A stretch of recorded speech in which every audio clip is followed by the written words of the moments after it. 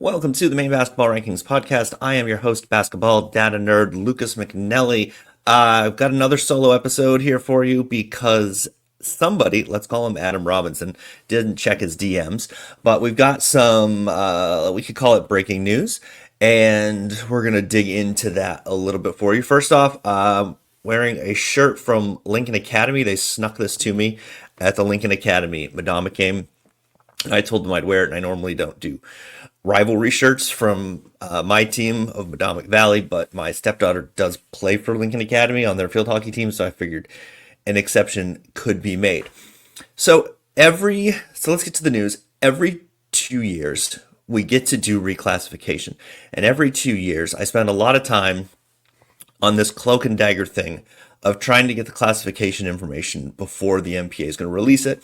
And then every year I just make the joke that you guys could just send it to me. Like, this would be a lot easier because I'm going to get it. And people are going to send it to me once it starts making the rounds.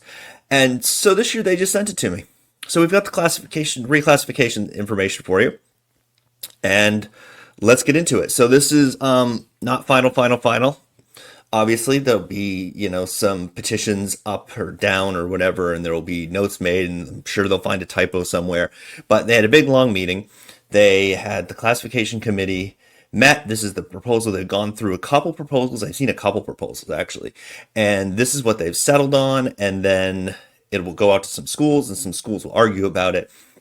And so I would expect to see some changes, but I get the impression this is pretty close to what we might end up with. Or there might be an outroar and they might scrap the whole thing and start from scratch.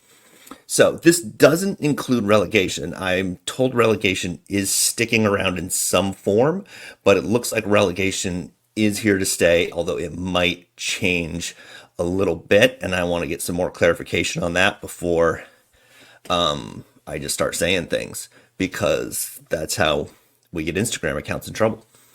All right, so without further ado, let's go to D South. We have 5 classes still. What I've heard is, as much as I would like to go back to 4 classes, and a lot of people would like to go back to 4 classes, and it makes a lot of sense because we don't really have enough schools for 5 classes. The 5th class, that's a lot of money being brought in that finances stuff like field hockey and swimming and sports that don't make it nearly as much money or any money at all. So I think it's a financial thing, and we might just be stuck with 5 classes. So anyway, so let's go to D South. There you go, 9 schools, under 100 schools for Class D: Valley, Temple, Rangeley Lakes, Forest Hills, Pine Tree, Greenville, Islesboro, Vinyl Haven, North Haven. So one proposal I saw had Class D going into one region, because it's anyone's guess on a given year who on this list will field a team. You can count on Valley having a team, but Rangeley very recently didn't have a team. I think Pine Tree didn't field a team one year. Islesboro has trouble, and then North Haven's obviously going to have trouble if you have 30 kids and you live on an island. It can be tricky to field a team, and sometimes it's just like, hey, you are a kid who can run up and down the floor. You're playing basketball.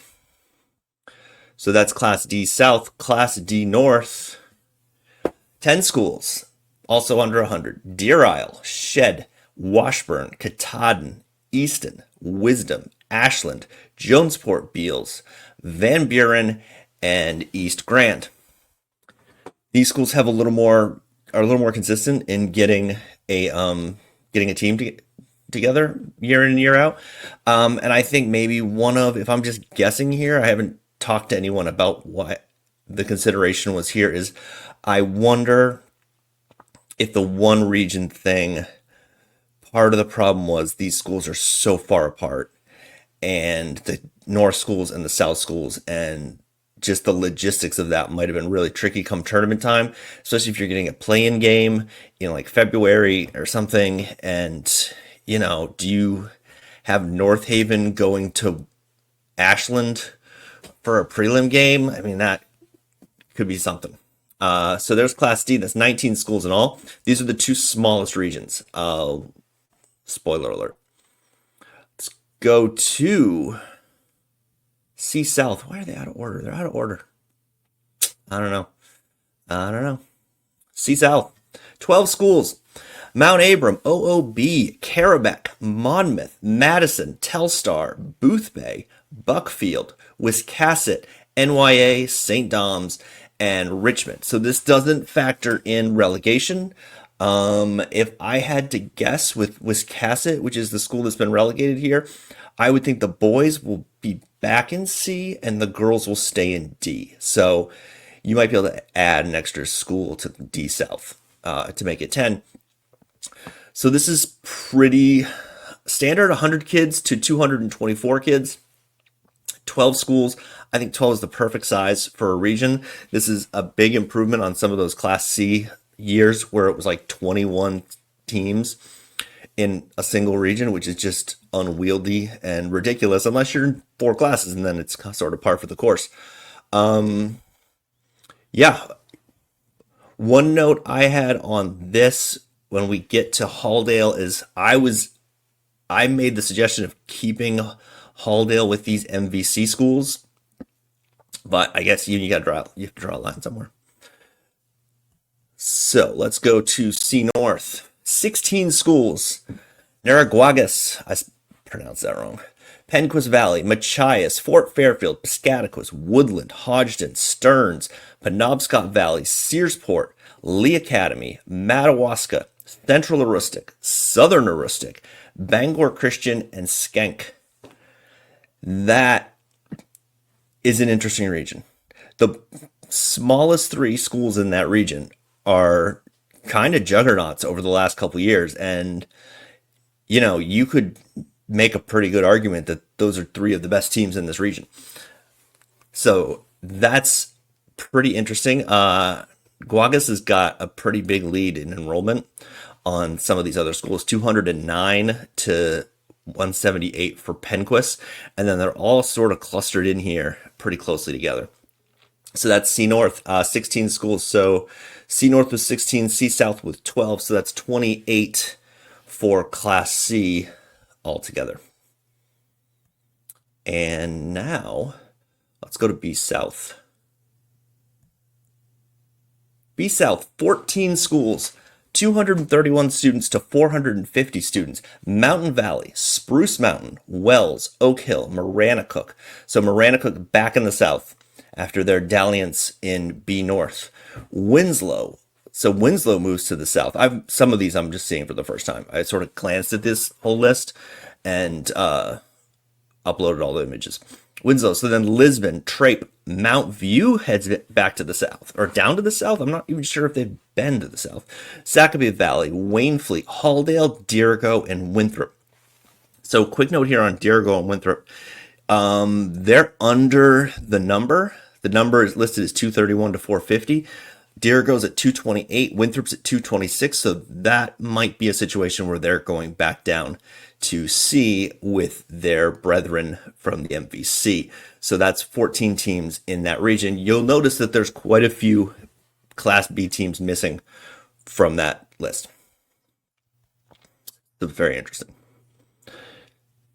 B North, the juggernaut that is B North. 14 schools: Foxcroft, Caribou, Holton, Orono, Bucksport, Central, Washington Academy, Madnockhook. Dexter is in B North.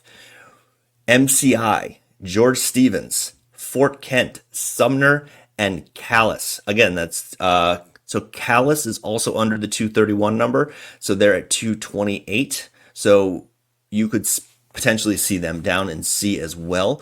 But you got 14 teams here. Caribou becomes a monster in this region. Orono becomes very difficult in this region. And, Foxcroft is a sleeping giant here. So this could be a very interesting region.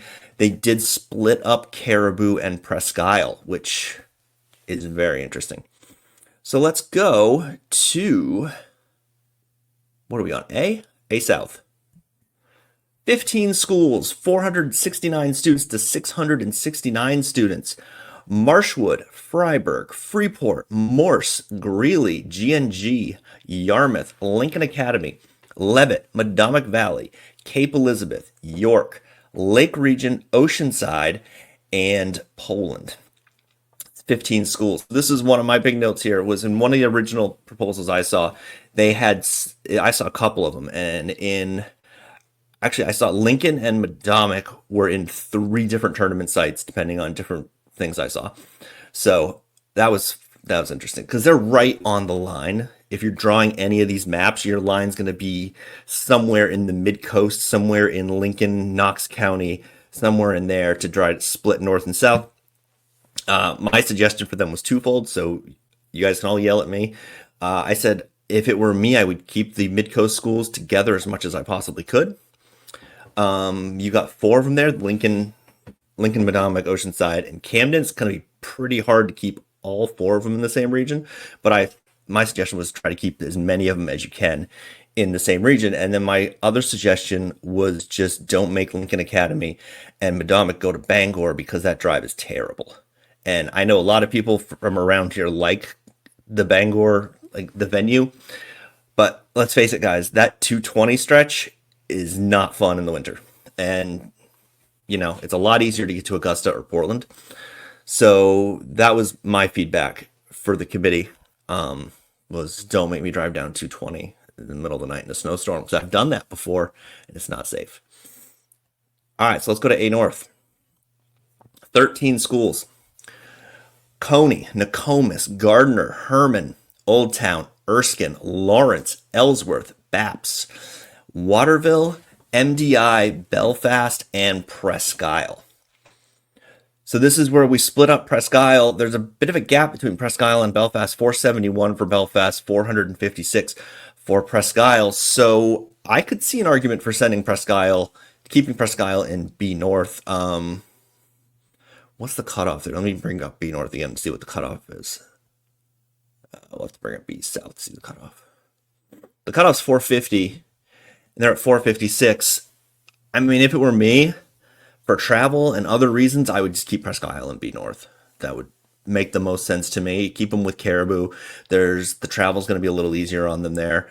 The travel for the tournament's going to be easier on them there, because if this tournament stays in Augusta, that's a bit of a hike from Presque Isle to Augusta.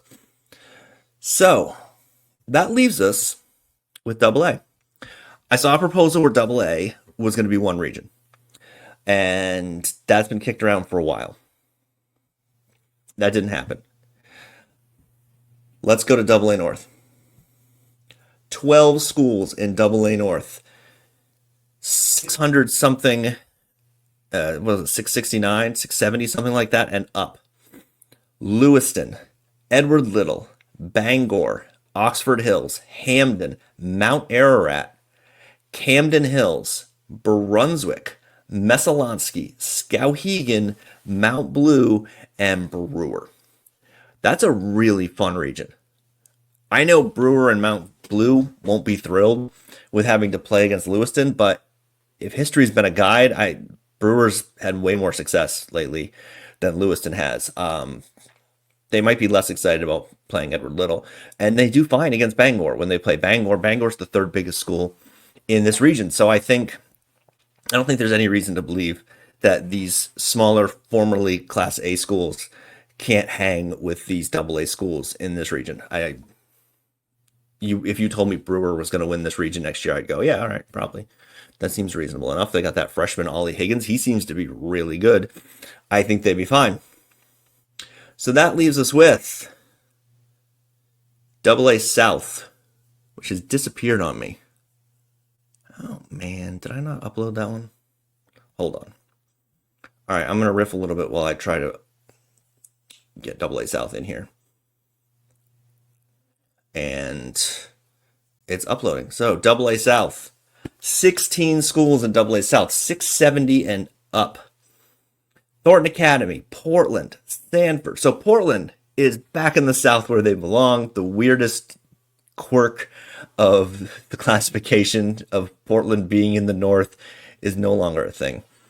Stanford, Bonnie Eagle, Deering, South Portland, Noble, Wyndham, Scarborough, Massabesic, Gorham, Westbrook, Kennebunk, Falmouth, Biddeford, and of course Cheverus petitioning up from 388. That's 16 schools in that region. Obviously, Chevrolet is always fine with all those schools. They don't ever have any troubles. They just beat, who did they just beat the other day? They won by 20 over somebody. I forget who.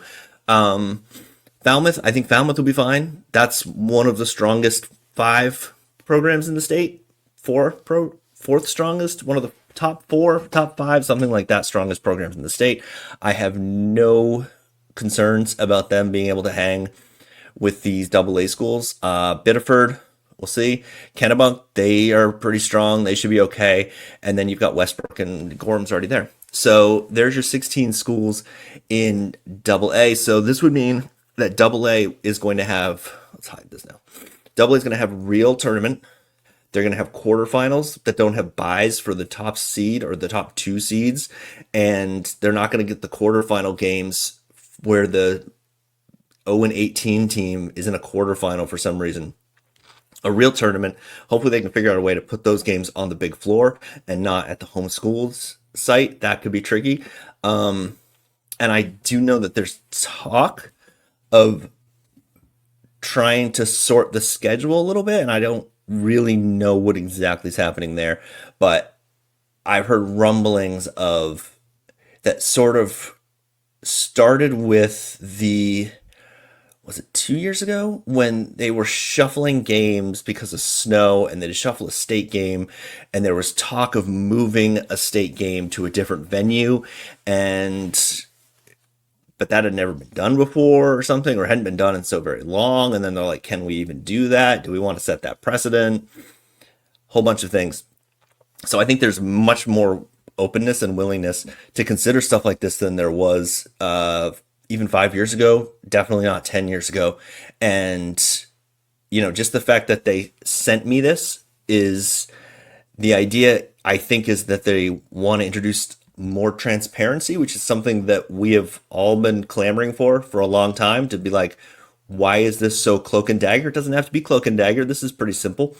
So they've sent it. And I'm pretty sure part of what they're hoping for is feedback here. So if you have thoughts on this, and I'm quite sure you do, then get in the comments. This is going to be on Facebook and YouTube and on Spotify and all the places. So wherever you're consuming this, get in the comments, complain, point out the parts you like, the parts you hate, and I'll collect some of those and forward them along if they make sense and they're not just, oh, we can't play, schools are so much bigger than us, what are we gonna do?